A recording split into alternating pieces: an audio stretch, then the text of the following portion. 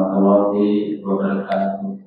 Waalaikumsalam warahmatullahi wabarakatuh. Pakai ini aja. Pakai ini. Karena nggak usah megangin. Enak gitu. Iya ini aja. Iya. Rekam ya. Boleh.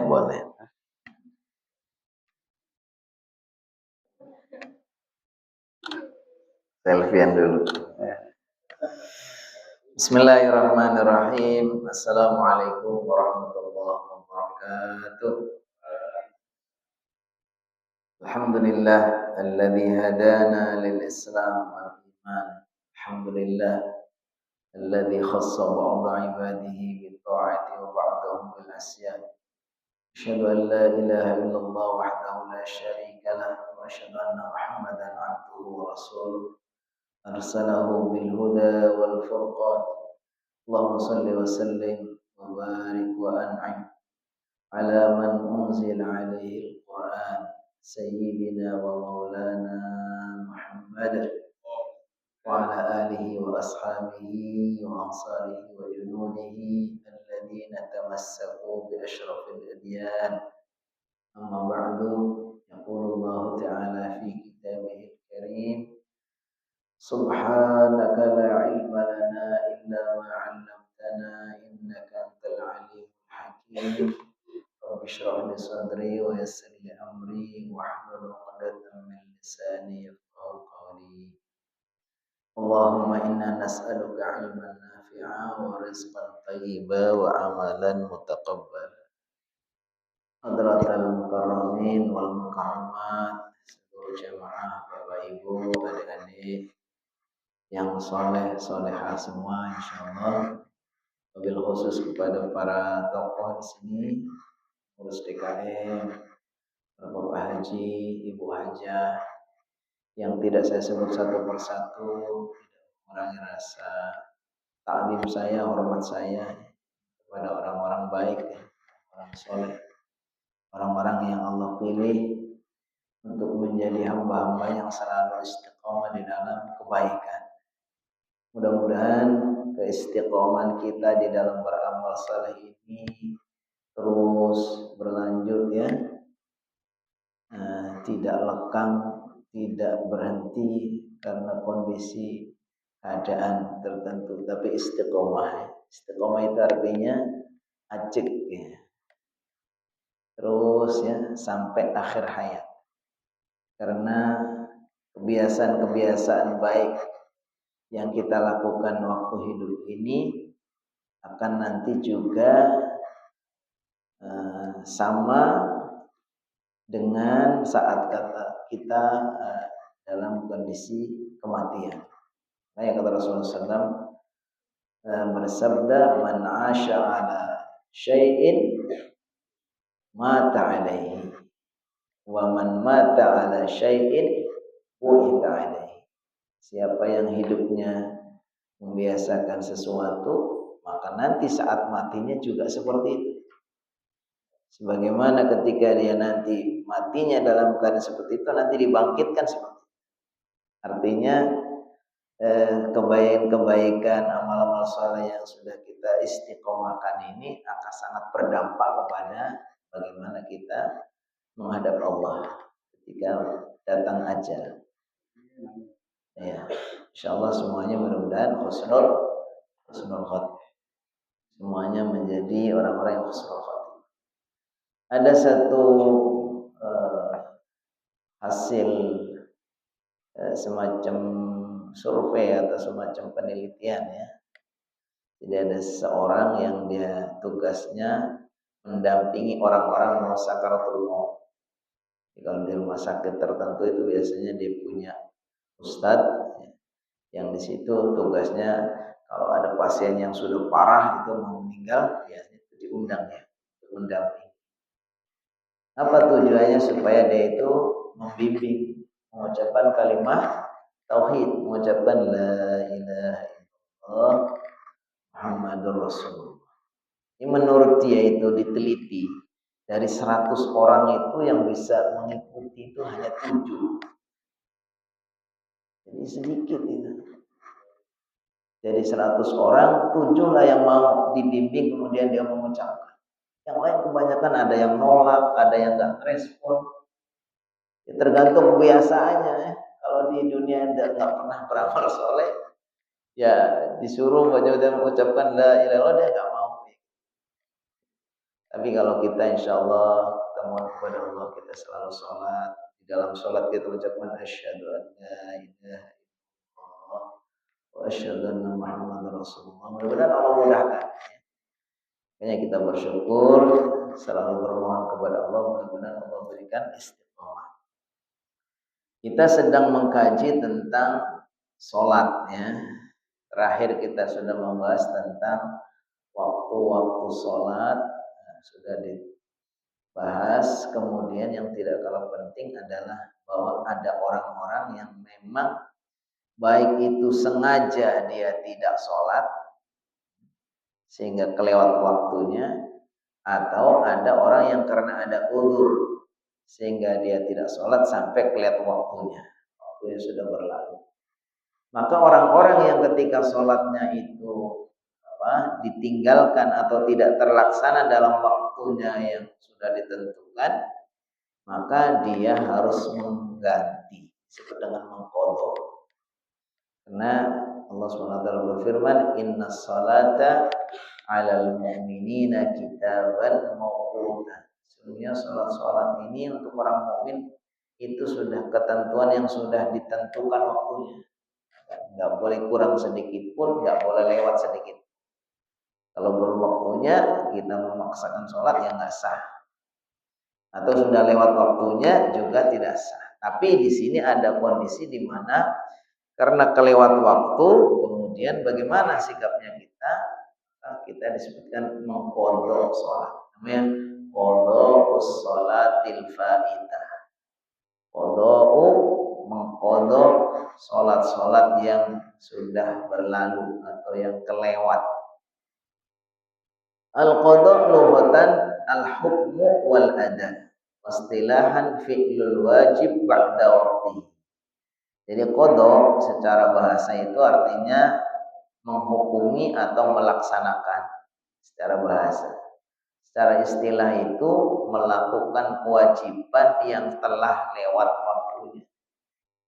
Nah, ketika kita sudah lewat waktunya, kemudian kita belum melakukan, berarti kita harus melakukannya. Lakukan itu namanya mengqadha. Yakni al-faita as-salat allati kharaja waqtuha al-muhaddadna. Salat yang lewat waktunya itu maksudnya salat yang sudah keluar dari waktu yang sudah ditentukan. Di sini disebutkan bahwa hukum asalnya orang itu tidak ada mengqadha. Kenapa? Karena harusnya setiap sholat itu harus kita laksanakan dengan kondisi apapun. Hampir-hampir sholat ini nggak ada uzurnya. Uzurnya itu ketika kita sudah kehilangan akal atau kehilangan nyawa istilahnya. Selagi ini orang muslim balik gitu, berakal ya, maka nggak ada alasan, tetap harus sholat sebisanya.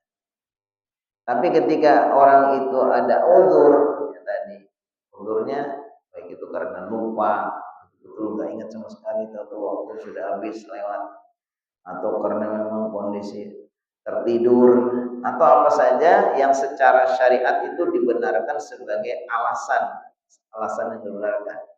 Nah, bagaimana ketika sudah kelewat waktunya, kemudian kita baru ingat, maka itulah kita segera mengqadha. Jadi bukan mengqadha seperti yang selama ini sering orang itu pahami ya, karena udah sekian tahun dia nggak sholat, lalu kemudian dia tiap hari mengqadha gitu. Bukan itu, tapi sebetulnya qadha itu hanya untuk sholat-sholat yang karena kondisi tertentu, ada uzur tertentu, kemudian sholatnya lewat, baru kemudian dia mengganti atau segera menyusulkan, itulah yang disebut qadha. Ini hukum asalnya seperti itu. Kemudian jumhur ulama, ya, mayoritas ulama mengatakan bahwa semua ibadah-ibadah yang sudah ditentukan waktunya ketika keluar dari waktu itu, maka dia harus mengganti. Tidak ada membedakan antarakah karena ada uzur atau tidak.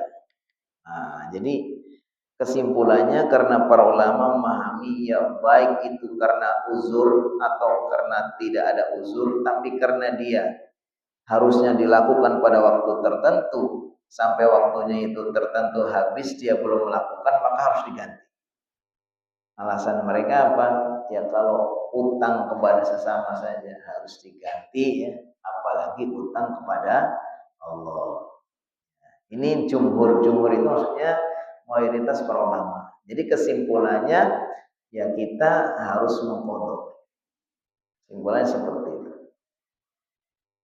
Pertanyaannya, apakah kita mengqadha harus secepat itu?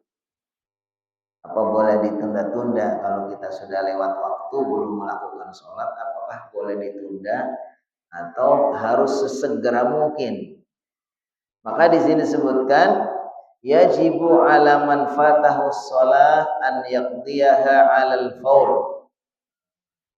Wajib bagi orang yang telah meninggalkan sholat atau keluar dari waktunya, wajib mengganti seketika. Liqaulin Nabi sallallahu alaihi wasallam, berdasarkan sabda baginda Nabi sallallahu alaihi wasallam, fin naim, ketika membahas tentang orang-orang yang tidur, wan nasi, dan orang-orang yang lupa, yang tidur dan yang lupa. Kata beliau, fal yusalliha idza dzakaraha la kafarata laha illa dzalik.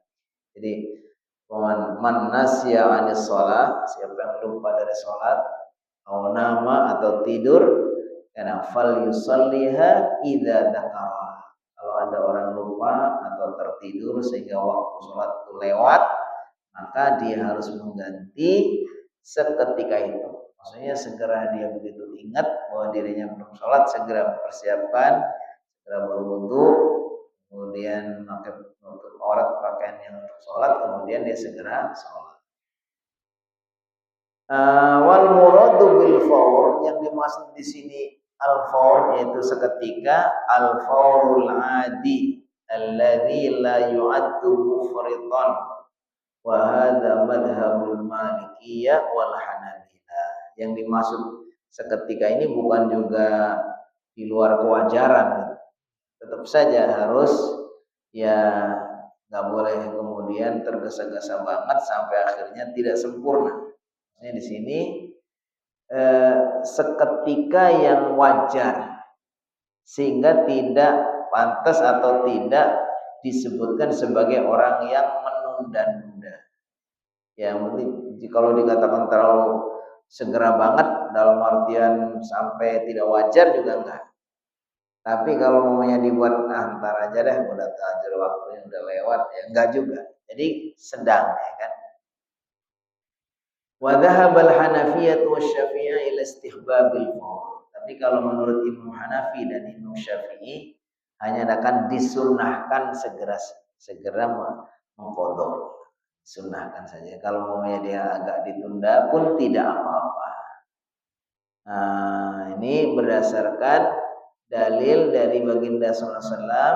Ketika baginda sallallahu alaihi wasallam itu pernah suatu ketika dalam satu perjalanan kemudian tertidur ya, karena saking lelahnya dalam satu safar, kemudian tertidur, lewatlah subuh ya. Bangun-bangun sudah datang waktu subuh, maka beliau menunda sedikit. Menundanya kenapa? Karena itu bertepatan dengan pas terbitnya matahari. Jadi ada 3 waktu kita tidak boleh sholat ya, yaitu ketika pas terbitnya matahari. Selagi muncul-munculnya itu kita tunggu dulu sampai betul-betul muncul dulu, meninggi sedikit mataharinya, baru kita sholat. Atau pas lagi tengah-tengahnya zuhur, pas lagi zuhur, lagi terik-terik, pas di tengah-tengah matahari itu begitu masuk kita langsung sholat. Tunggu dulu sebentar. Makanya kalau kita mau ada kepergian tertentu kan Sekarang mau yang zuhur pas jam 12. Jangan pas jam 12 langsung sholat, jangan. Kita tunggu. Ada yang mengatakan tunggu sekitar 10 menit. Nah, atau ya kira-kira bergeser sedikit ya. Sama dengan kalau orang sholat syuruk ini, kalau sekarang syuruk pokoknya jam 5.20 pokoknya. Itu bagusnya kita tambah pokoknya 10 menit atau 15 menit. Ini untuk apa tadi? Jangan sampai bertepatan dengan terbitnya atau terbenamnya atau pas di tengah-tengah.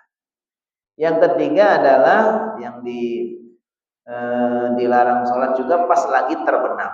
Jadi lagi terbit, lagi pas di tengah-tengah, lagi apa? Terbenam. Nah, disebutkan kenapa ketika lagi terbit dan lagi terbenam, karena disebutkan itu matahari sedang terbit baina qarnai syaitan. Itu sedang berterbit di antara dua tanduk setan, istilahnya gitu. Kenapa? Karena waktu itu orang-orang yang menyembah matahari, orang-orang kafir itu sedang beribadah. Jadi sedang menyembah kepada matahari. Kalau sedangkan pas lagi tengah-tengahnya zuhur itu disebutkan pas lagi dinyalakannya lagi panas-panasnya neraka jahanam. Itu disebutkan dalam hadis seperti itu. Ya, jadi intinya kita tidak boleh sholat pada waktu itu. Sehingga kalaupun kita mau qadha waktu sholat kita yang sudah lewat itu kita tunda sedikit. Pokoknya sholat subuh kita kebablas. Pas bangun persis pas lagi terbit-terbitnya. Ya udah kita segera siapkan wudhu dan seterusnya, tapi sholatnya kita tunggu sebentar lagi. Atau pas zuhurnya kita kan mau buru-buru pergi maunya. Nah, ya tetap saja nggak boleh pas lagi tong masuk zuhur langsung kita sholat, jangan, kita tunda dulu sebentar baru sholat zuhur. Begitu juga maghrib, mau waktu asarnya kita sudah tahu-tahu bangun maunya udah mau maghrib, ya kan? Maka kita tunggu dulu, biar masuk maghrib dulu, lewat sedikit baru kemudian sholat asar. Kalau memang kita ini keperluan untuk mengqadha. Nah, itu ya. Jadi intinya kita wajib mengqadha ya, terlepas apakah itu kita meninggalkannya atau keluar waktunya karena memang ada uzur atau tidak. Walaupun seharusnya ya yang dimaksud di sini adalah mengqadha sholat-sholat yang lewat waktu karena uzur. Kenapa begitu? Ya karena memang harusnya itu orang nggak ada alasan. Orang mau safar nggak mesti harus meninggalkan sholat dengan cara dikosor, dijamak, ya kan? Orang yang mau dalam keadaan sakit ya, sholat sebisanya, nggak bisa berdiri sambil duduk, nggak bisa duduk sambil berbaring, nggak bisa ini sambil melafalkan bacaan-bacaannya, nggak bisa menghadap kiblat, yang nggak usah menghadap kiblat, ya kan? Nggak bisa berwudu, tayamum nggak ada alat tayamum, tayamum dengan yang ada di situ. Jadi makanya sebetulnya harusnya itu kalau kita upayakan dengan ilmu kita tahu harusnya tidak ada alasan untuk mengqadha sholat yang tidak ada uzur. Tapi karena di sini disebutkan kalau sudah terjadi itu kan berarti utang. Maka kalau utang kepada sesama pun harus dibayar, apalagi utang kepada Allah. Akhirnya para ulama mengatakan ya sudah, baik karena uzur atau tidak karena uzur, intinya kalau kita meninggalkan sholat atau ada sholat kita yang kelewat waktu, segera diganti. Gantinya segera mungkin berdasarkan hadis Nabi, idza nama 'anis shalah aw nasiya falyusalliha idza dzakaraha. Jika ada orang tertidur atau lupa sehingga waktu sholat telah berlalu, maka segera dia menggantinya saat ingat. Baik, selanjutnya bagaimana ketika kita mengganti sholat itu, apakah harus berurutan? Iya. Jadi tetap harus mengikuti urutan sholat-sholat kita. Mungkin kita ketinggalan sholat zuhur, asar, maghrib. Ya kan urutannya nggak boleh berubah, harus sesuai dengan urutan. Ya. Berarti kita ganti zuhur dulu, kemudian asar, kemudian maghrib, ya kan? Ini berdasarkan hadis, ini satu kondisi, ini sebagai pelajaran juga. Walaupun baginda Nabi Muhammad SAW dan para sahabat itu begitu menjaga waktu sholatnya ya, sampai ada disyariatkan apa sholat berjamaah ketika dalam kondisi berperang, ya kan? Jadi gantian ya kan, satu kelompok ikut berjamaah, nanti sesudah 2 rakaat yang ngelanjutin sendiri. Terus susul oleh kelompok berikutnya ya, imamnya masih tetap itu saja, namanya contoh namanya sholat khauf, namanya sholat dalam keadaan itu artinya betul-betul dijaga, nggak ada istilah sholatnya itu ditunda. Tapi dalam kondisi tertentu di sini disebutkan supaya jadi pelajaran juga. Jadi sahabat Jabir bin Abdullah meriwayatkan bahwa suatu ketika Umar bin Khattab datang pada waktu perang Khandaq. Dan Umar bin Khattab datangnya sudah masuk waktu maghrib. Padahal dia belum sholat duhur, belum sholat asar. Jadi saking kondisinya mencekam sekali, kita tahu perang Khandaq ya, perang Ahzab itu, di mana pasukan umat Islam itu dikepung oleh sekian banyak orang kafir gitu. Lalu Nabi Muhammad SAW dan para sahabat sudah menyiapkan diri, membentengi diri dengan membuat paret gitu. Tapi kondisi sangat mencekam karena perlawanan yang tidak seimbang. Paling umat Islam pasukannya sekitar berapa ribu, sedangkan orang-orang Quraisy sampai 21.000. Sehingga kondisinya sangat mencekam. Sampai Umar bin Khattab sudah maghrib belum sholat zuhur, belum sholat asar. Lalu beliau mengatakan dalam hadis ini disebutkan, ya Rasulullah, makitu sholil asra hatta qadatis syamsu taghrib. Nah ini sholat zuhur sudah, tapi sholat asar yang belum. Kata sahabat Umar, saya belum sholat asar, padahal sudah masuk waktu maghrib. Faqala Nabi SAW, wallahi ma sallaituha. Ternyata Nabi Muhammad sama, belum sempat sholat asar juga. Maka disebutkan fatawadda'na fasallal asra ba'da ghurub syamsi summa shalla ba'da maghrib. Nah, ini berdasarkan hadis ini, ketika kita mengganti sholat yang lewat itu berurutan. Sebagaimana Nabi Muhammad SAW mengajarkan kepada sahabat Umar ketika dia kelewat waktu asarnya, dia sholat asar dulu sesudah maghrib, kemudian selesai sholat asar, kemudian sholat maghrib. Jadi sholat maghrib dan sholat asar dilakukan pada waktu maghrib, tapi nggak boleh dijamak karena bukan pasangannya. Zuhur dijamakkan sama asar, maghrib dijamakkan dengan isya. Tapi ada di momen ini adalah baginda Nabi dan Umar bin Khattab ini belum sholat asar sampai masuk waktu maghrib. Lalu beliau berdua mempotongnya berurut, asar dulu, kemudian maghrib dulu. Nah, kemudian maghrib kemudian. Dan ini disebutkan juga banyak hadis yang lain. Dalam hadis yang lain, sahabat Bilal diperintahkan oleh baginda Nabi SAW untuk qomat. Faqama dhuhra. Lalu Nabi Muhammad SAW melakukan sholat zuhur. Fasalla. Kemudian faqama sholat al-asr. Fasalla. Jadi sini Nabi Muhammad kalau dalam hadis lain itu dia melakukan sholat zuhur, dimerintah kepada Bilal untuk qomat, terus dia sholat zuhur. Habis itu selesai sholat zuhur, perintah lagi untuk sholat asar. Kemudian beliau sholat maghrib. Nah ini ternyata cara menggantinya berurutan. Zuhur, asar, maghrib. Nah tapi di sini ada perkecualian. Kapan kalau kita mengqadha tidak atau tidak harus atau dibolehkan tidak berurutan. Nah, jadi itu tadi dalam kondisi normal. Dalam kondisi normal, nggak ada kendala atau ada masalah tertentu, itu berurutan.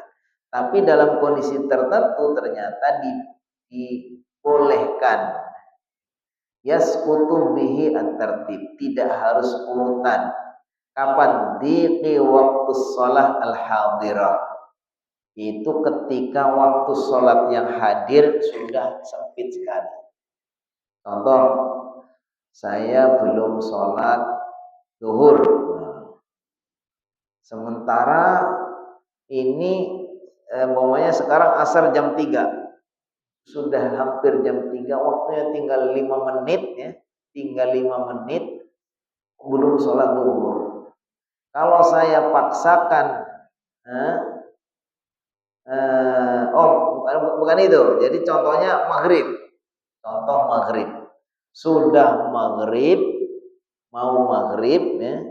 Maghrib kurang 5 menit, saya belum sholat zuhur dan belum sholat asar.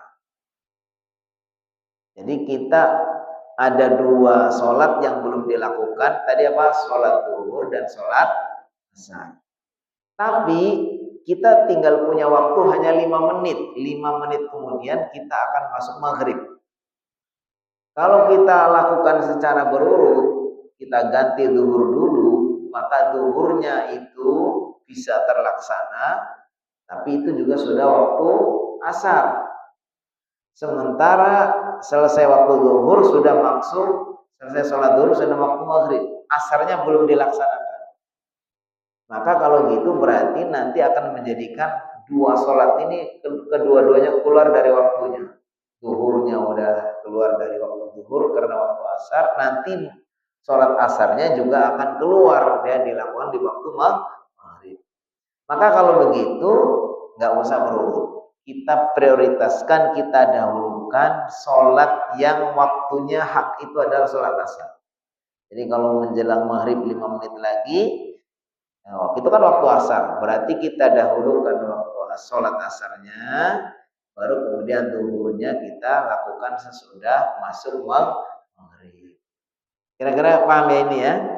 Jadi ketika waktunya sangat sempit, enggak kita punya tanggungan 2 sholat yang kita tinggalkan atau yang kelewat waktu, sementara waktu yang untuk sholat itu tinggal untuk 1 sholat.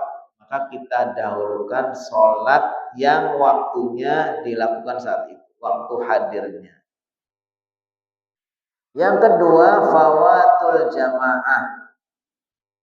Ketika orang itu dengan dia mendahulukan urutannya itu jadi ketinggalan jamaah.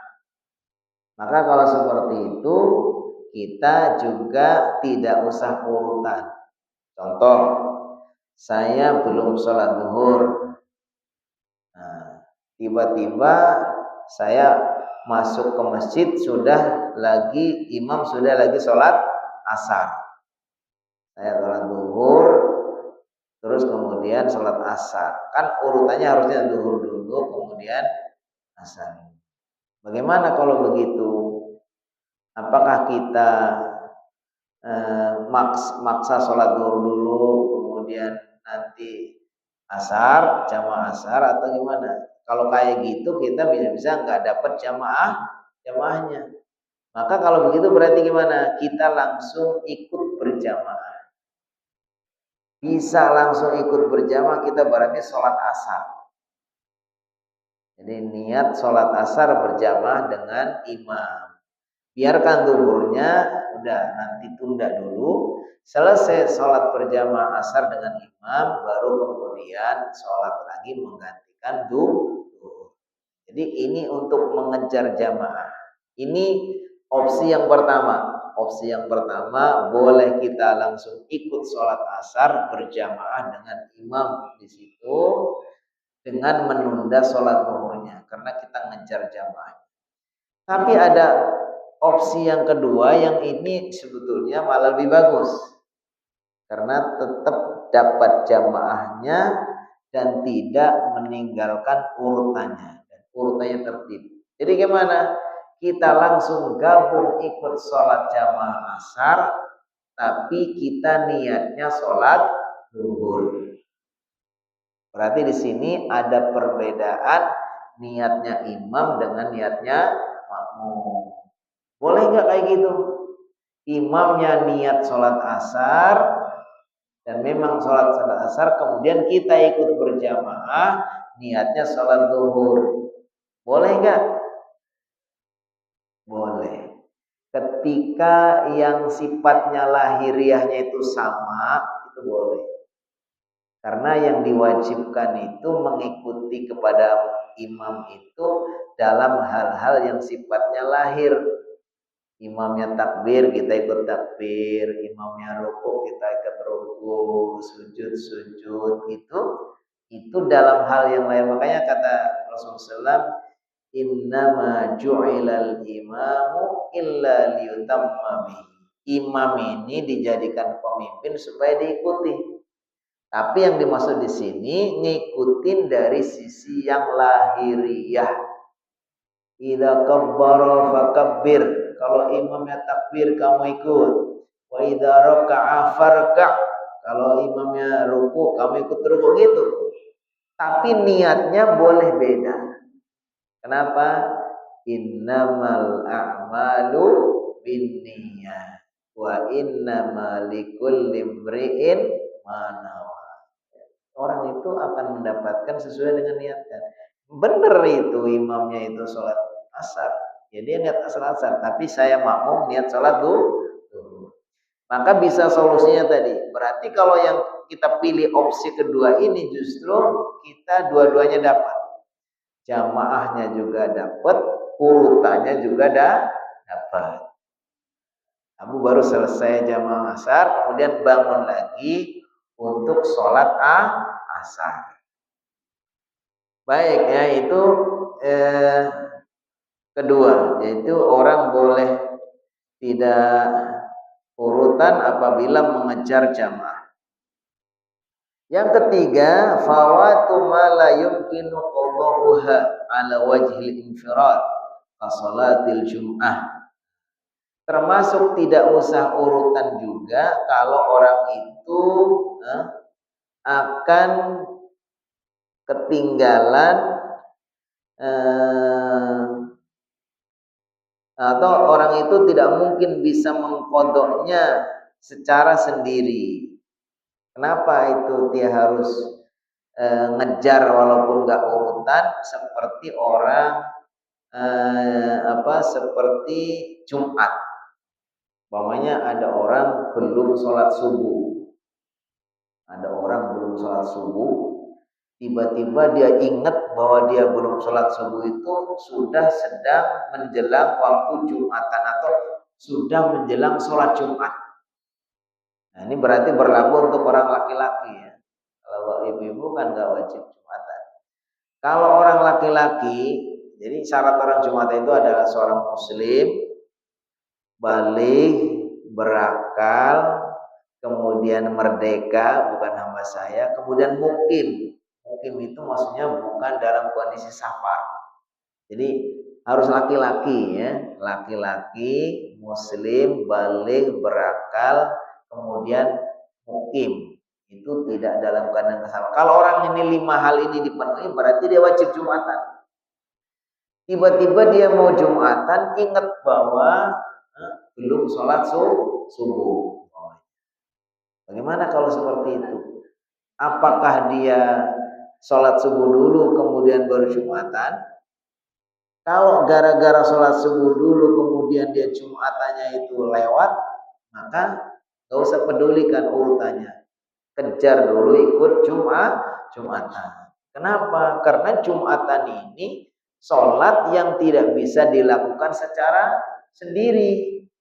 Nanti kalau sudah lewat udah salam imamnya, orang nggak bisa lagi qadha Jumat, nggak ada qadha Jumat karena Jumat itu dilakukan harus dengan berjamaah. Maka kalau dalam kondisi seperti ini juga tidak usah berurutan. Langsung dia itu ikut sholat Jumat, terus setelah selesai baru kemudian mengqadha sholat subuh. Jadi ini ada kondisi di mana nggak harus berurutan. Yang keempat, an-nisyan, karena memang lupa. Urutannya itu nggak sadar, lalu tahu udah didahulukan pokoknya asarnya, padahal zuhurnya belum. Ya nggak apa-apa, udah nggak usah diulang. Cukup kalau sudah terlanjur asarnya duluan ya sudah dahulu, kemudian tinggal menyusul zuhurnya. Andai ada orang yang belum sholat zuhur dan asar, udah terlanjur lupa mendahulukan asarnya, ya sudah nggak apa-apa, tinggal melakukan yang zuhurnya. Ini karena alasannya lupa. Kenapa? Dalilnya Rabbana la tu'akhidna in nasina aw akhtana. Rabbana wahai Rabb kami la tu'akhidna. Jangan kami disiksa, jangan kami dibalas. In nasina kalau kami lupa, aw akhtana atau kami salah, ya kan? Nah, ini dimaafkan. Kemudian Rasulullah SAW bersabda, Inna Allah wada'al ummati al-khata' wal nisyan wa mastukriha alaihi wa mastukrihu alaihi. Sesungguhnya Allah Subhanahu wa taala telah meletakkan, melepaskan dari umatku itu kesalahan, lupa dan apa-apa yang dipaksa. Jadi kalau sesuatu yang karena salah, karena lupa atau dipaksa, maka Allah Subhanahu wa taala tidak memberikan dosa itu. Karena juga lupa. Yaitu kemudian apalagi dipaksa. Yang terakhir, yang kelima adalah qada al-jahl. Yang kelima adalah al-jahl, karena tidak tahu. Selama ini saya kok nggak peduli dengan urutan. Saya pernah juga ketemu dengan jamaah, ya tadi dia ketika mengqadha itu selalu mendahulukan waktu sholat yang menurut dia itu yang paling berhak adalah sholat yang waktu itu kita sedang melakukan waktunya. Maunya waktu asar berarti dia yang harus didahulukan. Kenapa? Karena waktu asar ini adalah milik hak sholat yang tadi. Ada menjadi haknya sholat yang sedang kita lakukan. Padahal harusnya enggak. Ketika waktunya longgar tetap aja zuhur dulu kemudian asar. Ketika kita mau Isya menurut dia Isya harus didahulukan. Kenapa? Karena kita melakukannya itu waktu Isya, dia yang belum berhak. Padahal kalau dalam kondisi normal tidak, harusnya maghrib dulu baru Isya. Jadi intinya ada orang yang tidak tahu seperti itu, ya tidak apa-apa. Jadi salah satu yang menyebabkan orang harus tidak berurutan adalah ketika dia memang jahlu, itu tidak tahu. Faman jahula wujubat tertib fa shalla ghairu martabah fala syai'a. Siapa yang tidak tahu kewajiban akan berurutan ketika dia mengqadha lalu dia sholat tanpa berurutan, maka fala syai'a, dia enggak apa-apa. Li'annal jahla akhun nisyan fi kitabillah. Karena bodoh itu saudara dari lupa. Kalau dalam bahasa Arabnya itu bodoh itu saudara dari lupa, ya kan? Bodoh dianggap sama dengan lupa. Makanya tadi innasina aw akhtana. Kalau kami lupa atau kami salah, ya salah itu karena tidak tahu. Berikutnya mengqadha salat yang sudah berlalu, apakah seperti salat yang ditinggalkan yang berlalu itu atau seperti waktu? Ini terjadi ikhtilaf. Contoh saya belum sholat subuh. Sholat subuh, kalau sholat subuh itu kan harusnya cara bacanya keras kan. Pokoknya ada satu jamaah ini belum sholat subuh, satu orang jadi imam. Kalau sholat subuh jadi imam, jadi sholat subuh harusnya dibaca dengan keras. Tapi itu kita lakukan waktu siang. Waktu siang kan waktu zuhur atau waktu asar bacanya lirih. Apakah mengikuti kondisi sholat yang kita atau sifat yang sholat yang kita sedang qadha atau mengikuti waktunya? Di sini ada dua pendapat. Ada yang berpendapat ya sesuai dengan sifat sholat yang sedang kita lakukan. Kalau mau sholat maghrib, sholat isya, sholat subuh di mana bacanya keras, walaupun kita ganti di waktu siang tetap kita lakukan secara keras. Ini pendapat yang pertama. Pendapat yang kedua, bukan berdasarkan sifat sholat yang kita ganti, tapi berdasarkan waktunya. mengkodok sholat isya, tapi karena waktunya siang maka kita bacanya lirih. Wassahih inda Syafi'i al-idhar bi waqtil qada. Tapi menurut Imam Syafi'i, beliau lebih memilih waktunya. Waktu zuhur kita mengganti sholat isya namanya. Berarti kalau menurut Imam Syafi'i ya sudah, sholat isya jangan dicahar, dibaca lirih. Atau dibalik, kita mau menggantikan sholat asar tapi itu sudah masuk waktu isya atau waktu maghrib, maka sholat asarnya dibaca jahar. Ini menurut Imam Syafi'i. Wallahu a'lam. Udah habis ya waktu ya.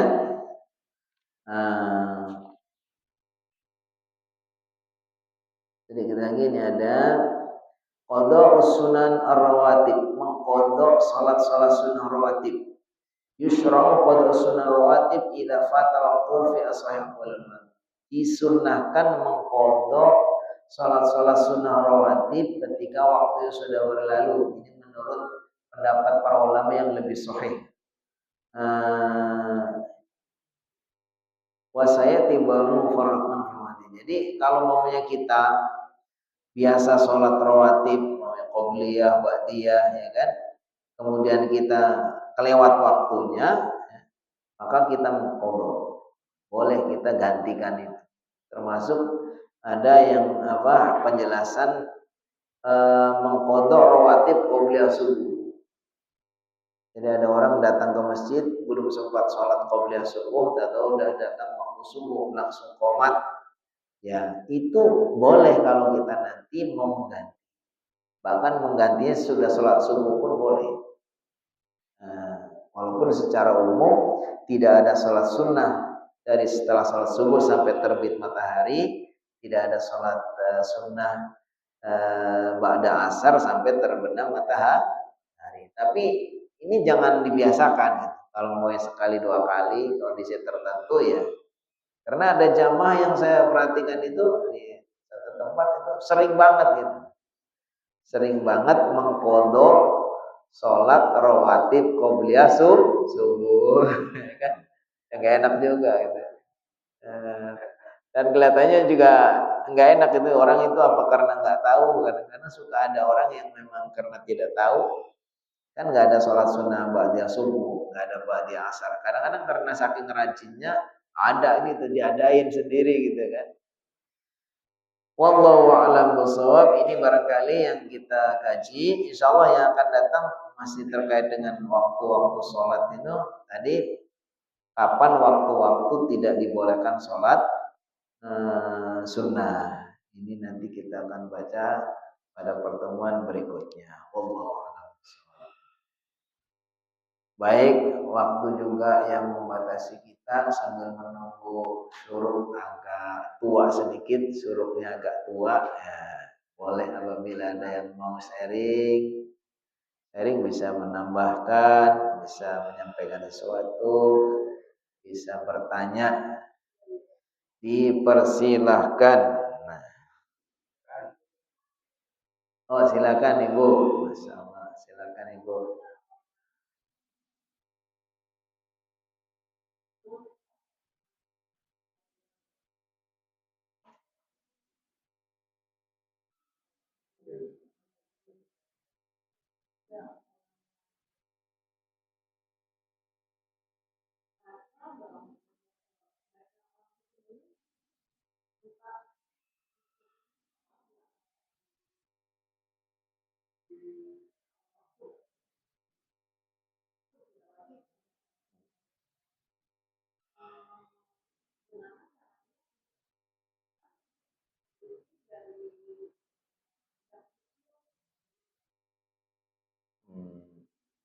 Ada orang yang sudah ikut, ya kan?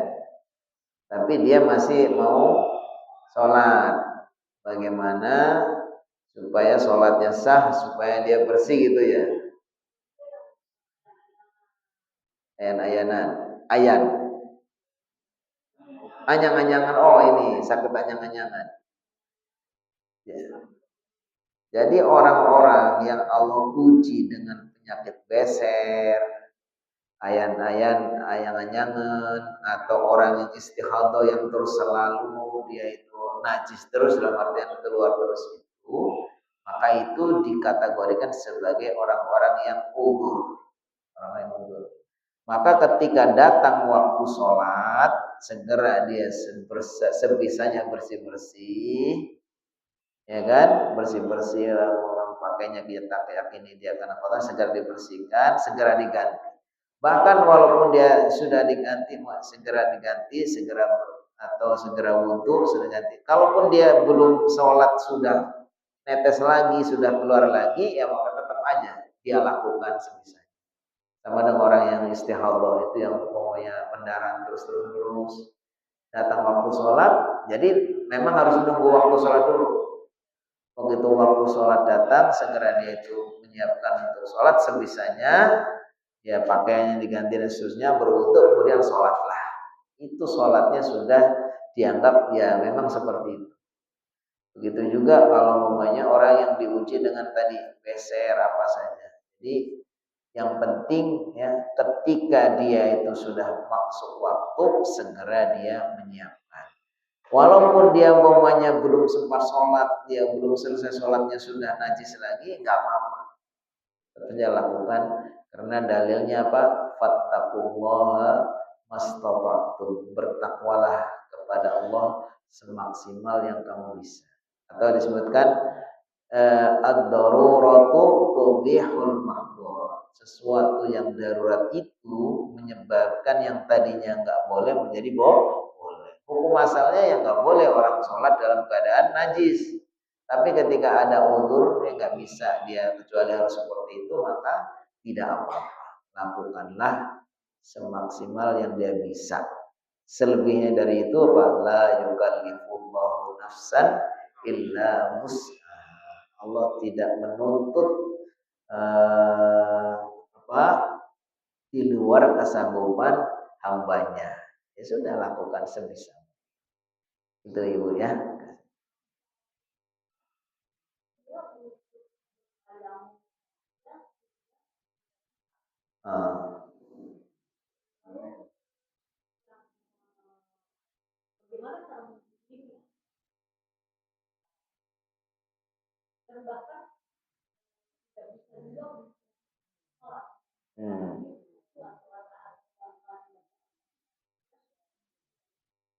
Ya.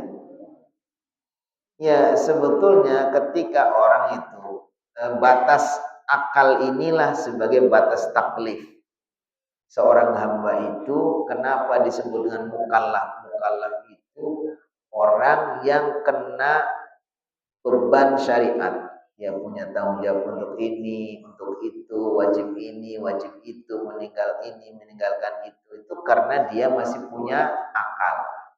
Ketika dia sudah kita yakini secara akal dia sudah tidak bisa lagi, ya sudah tidak apa-apa.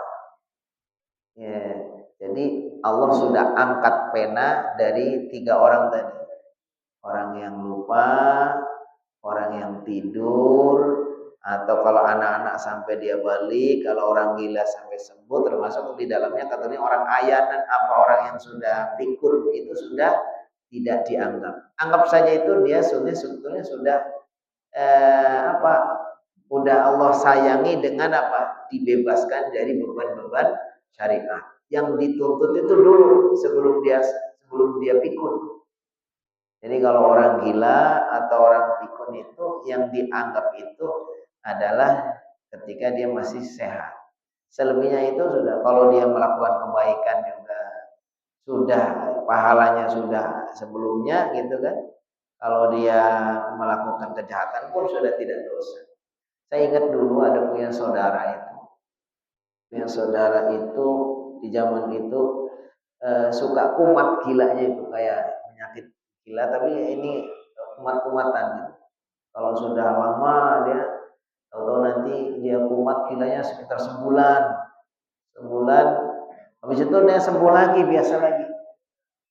Nah, ketika dia itu mau kumat gilanya itu dan kemudian tidak sembuh lagi, Saya ingat itu. Dia minta ngaji terus. Jadi kalau sebelumnya kan karena orang udah biasa kumat gila itu orang udah tahu. Nanti pagi-pagi dia udah teriak-teriak, oh berarti dia itu sakit kumat gitu. Nanti tapi enggak lama lagi dia sembuh. Sembuh biasa lagi. Nah ini saat dia itu mau kumat dan terus dilanjutkan dengan sakit dan enggak hidup lagi terus mati itu, dia itu saya ngeliat ada kayak semacam penyesalan, minta ngaji terus, minta sholat terus itu gitu kan. Ternyata habis itu besoknya dia itu teriak-teriak sakit, habis itu dia eh, apa nggak sembuh lagi terus meninggal. Nah ini menunjukkan bahwa dia itu orang yang insya Allah itu termasuk orang yang husnul khotimah. Karena yang dihitung itu saat dia masih dalam kondisi akalnya sehat. Jadi ketika kita diuji dengan orang tua atau siapapun yang sudah pikun ya berarti ya kita sudah maksimal kita yang bisa lakukan, kita ingatkan, kita bantu apa itu, tapi selebihnya sebenarnya dia sudah tidak kewajiban karena sudah tidak normal lagi, beban akal apa namanya beban syariatnya sudah lepas, sudah gugur karena akalnya sudah tidak sempurna. Allah a'lam. Cukup ya? Hah? Udah? Oh silakan. Nah, Udah siap-siap. baik. Baik karena insya Allah sudah pinter semua, udah paham semua, ya. Maka kita cukupkan insya Allah sampai di sini. Insya Allah mudah-mudahan Allah berikan keberkahan kepada kita semua, majelis kita, ilmu kita, sehingga insya Allah menjadi ilmu yang bermanfaat dan Allah berikan istiqomah untuk mengamalkan dan insya Allah bisa ketemu lagi pada pertemuan berikutnya. Mari kita tutup dengan berdoa kepada Allah Subhanahu wa taala. Kiranya Allah ridhoi berkahi ilmu kita bermanfaat menjadikan kita semakin beriman dan bertakwa kepada Allah Subhanahu wa taala. A'udzubillahi minasyaitonir rajim. Bismillahirrahmanirrahim. Alhamdulillahirabbil alamin. Allahumma shalli wa sallim ala sayyidina Muhammad wa ala alihi washabbihi ajma'in. Allahumma ighfir lana dzunubana wa liwalidina warhamna warhamna wa nasihna wa li jami'il muslimin wal muslimat wal ahya'i minhum. اللهم اجعل جمعنا هذا جمعا مرحوما وتفرقنا من بعده معصوما. اللهم إنا نسألك علما نافعا ورزقا طيبا وعملا متقبلا. اللهم إنا نسألك من الخير كله عاجله وآجله علم ونعوذ بك من الشر كله عاجله وآجله علم. اللهم إنا نسألك الجنة وما قرب إليها قول وعمل ونعوذ بك من النار وما قرب إليها قول وعمل. اللهم إنا نسألك علما نافعا ورزقا طيبا وعملا متقبلا. ربنا آتنا في الدنيا حسنة وفي الآخرة حسنة وقنا النار. وصلى الله على خير خلق محمد وعلى آله وصحبه أجمعين. سبحان رب العزة عما يصفون وسلام على المرسلين والحمد لله رب العالمين. Assalamualaikum warahmatullahi wabarakatuh.